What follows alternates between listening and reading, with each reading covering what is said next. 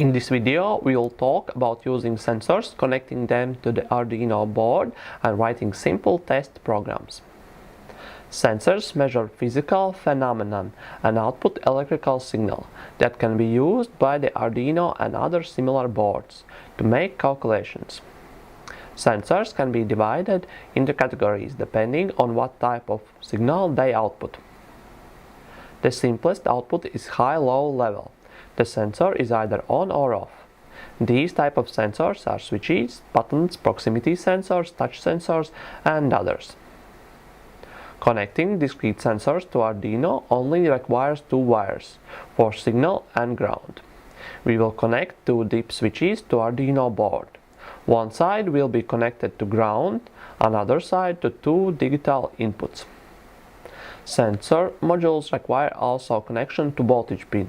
For example, we will connect touch sensor module to Arduino and add one of the wires to 5-volt pin. Any GPIO pin can be used to read these sensors. In program, configure sensor pins as inputs. For the deep switches, add digital write functions to enable internal pull-up resistors. We will also use the serial monitor to print out results. By using if, we will make a program that prints out deep switches state when you use touch sensor. The touch sensor outputs low value, but we need high value to make if work. To change this, write exclamation point before digital read function. This will invert the signal. As these types of sensors outputs high-low level, we only need to use the digital read command to receive information from them.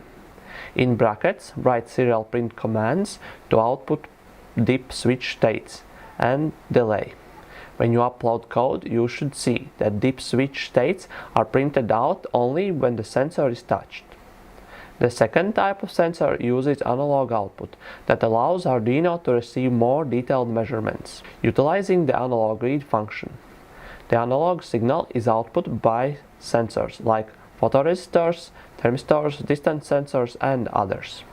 To connect a simple resistive sensor to Arduino, we need to use a pull-up resistor to make a voltage divider circuit.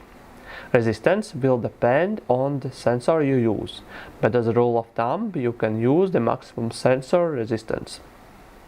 Connect one side of the resistor to a sensor, another side to the ground. Connect free sensor lead to the 5-volt pin. The signal is received from the resistor to sensor connection.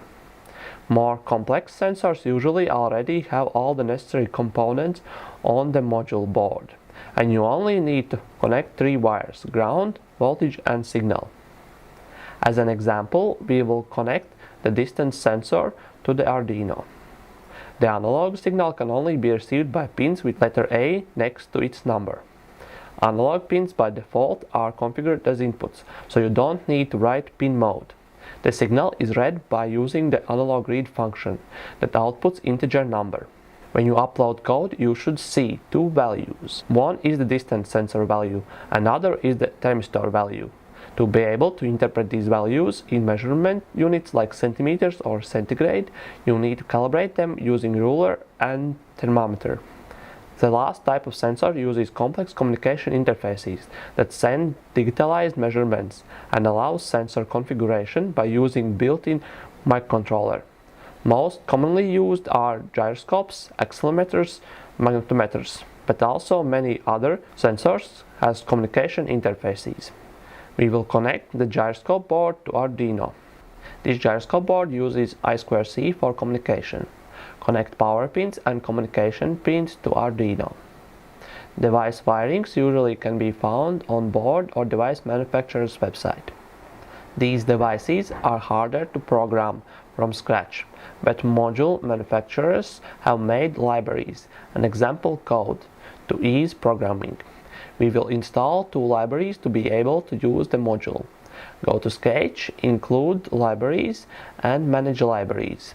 Here you can find libraries necessary for use of the module. We will find both libraries and install them on our device. After that, we can use one of the program examples that will show basic library functionality and show how to acquire data. Go to File, Examples, and find our device name. Here you will find example codes that you can use as a starting point for your program. If we upload this code, we can see that it outputs the angle of our board on all three axes. More information about sensors can be found on board and device manufacturers' websites. Learn basic electronic circuit theory and prototyping using iot-open book and online tutorials.